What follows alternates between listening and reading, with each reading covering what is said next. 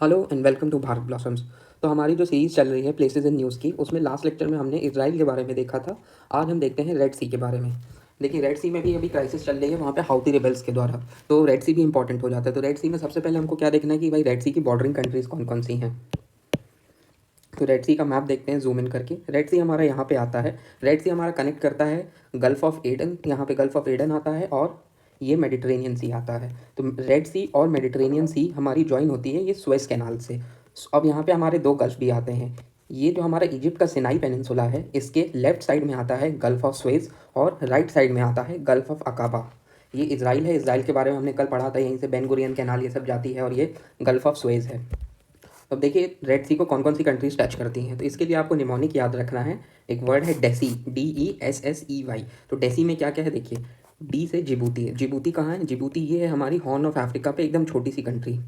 ये एकदम choke point है रेड सी का। दूसरी कंट्री आती है हमारी इरिट्रिया। जिबूती के जस्ट ऊपर है इरिट्रिया। उसके बाद है सूडान। इरिट्रिया के ऊपर आता है हमारा सूडान। सूडान के बाद हमको याद रखना है सऊदी अरेबिया, उसके बाद इजिप्ट, उसके बाद येमेन। तो हमारी ये 6 कंट्रीज़ हो गई जो रेड सी को बॉर्डर करती हैं। तो इसको कैसे याद रखेंगे? जो वर्ड मैंने बताया डेसी से, DESSEY। Djibouti, Eritrea, Sudan, Saudi Arabia, Egypt and Yemen. और रेड सी के आसपास कौन कौन सी वाटर बॉडीज़ हैं?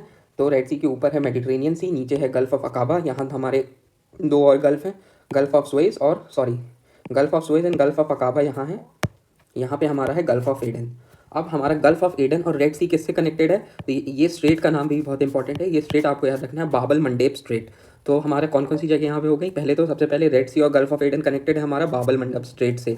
उसके बाद दो गल्फ़ आ जाते हैं सिनाई पेनिनसुला के राइट साइड में गल्फ़ ऑफ अकाबा और लेफ्ट साइड में गल्फ़ ऑफ सुएज़। और रेड सी और मेडिटेरेनियन सी हमारा कनेक्टेड है गल्फ़ ऑफ सुएज़ से। यहाँ पे सुएज़ कैनाल जाती है, सुएज़ कैनाल के थ्रू कनेक्टेड है।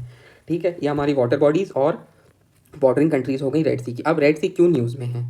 तो रेड सी न्यूज़ में है क्योंकि यमन के हाउती रिबेल्स ने, कल भी हमने इजराइल के जब हम पढ़ रहे थे तो हमने दो रेबेलियस ग्रुप्स के बारे में पढ़ा था। एक था हमारा जो इजराइल में है हमास, और जो हमारा लेबनन में है हिजबुल्ला। तो इस रीजन में जो तीसरा हमारा रेबेलियस ग्रुप है वो है हमारा हाउती रिबेल्स का। और हाउती रिबेल्स ऑपरेट करते हैं यमन में। They are the Shia rebels from the Saada region of Yemen. ये भी आपको याद रखना है कि सादा रीजन कहाँ है।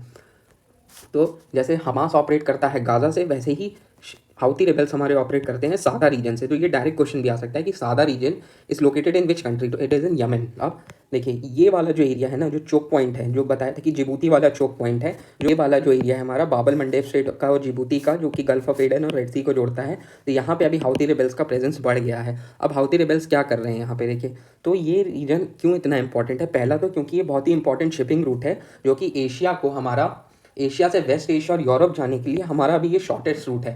नहीं तो हमको नीचे से घूम के साउथ अफ्रीका होके केप ऑफ गुड होप से फिर हमको यूरोप जाना पड़ेगा। तो अभी एशिया और यूरोप को कनेक्ट करने वाला ये हमारा शॉर्टेस्ट रूट है, इसीलिए ये बहुत ही इंपॉर्टेंट रूट है। और दूसरा इंपॉर्टेंस क्या है कि जो भी हमारी वर्ल्ड में फाइबर ऑप्टिक्स केबल है इंटरनेट की, जो अंडरग्राउंड सी से पास होती हैं, तो हमारी सारी फाइबर ऑप्टिक्स केबल इसी रूट से अभी पास होती हैं। ये देखिए जो भी कलर्ड आपको दिख रहा है ना, these all are fibre optics underground sea cables. ये देखिए पूरा एशिया है, इंडिया है, तो यूरोप से आते हुए ये सारी फाइबर ऑप्टिक्स केबल हमारी रेड सी के नीचे से आ रही हैं।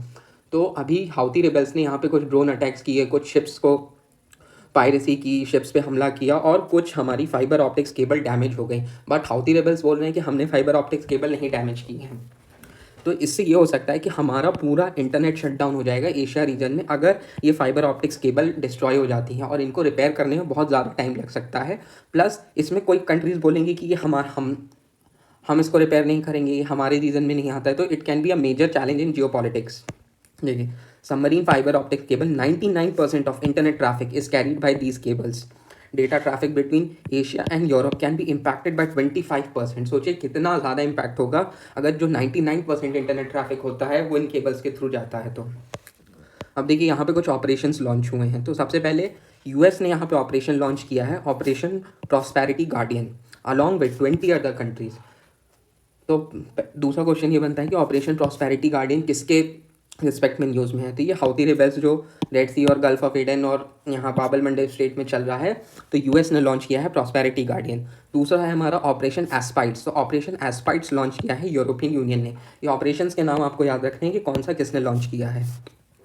मैच द कॉलम में भी आ सकता है। Operation Prosperity Guardian US, Operation Aspides European Union, और इंडियन नेवी के भी यहाँ बहुत सारे वेसल्स खड़े हुए हैं। इंडियन नेवी का जैसे रिसेंटली में डिप्लॉय किया था INS Kolkata gulf of Aden में। इसने MV, ये आपको नाम याद रखने की ज़रूरत नहीं है, ये एक शिप था जिस पर ड्रोन अटैक हुआ था, तो INS कोलकाता ने इसको रेस्क्यू किया था।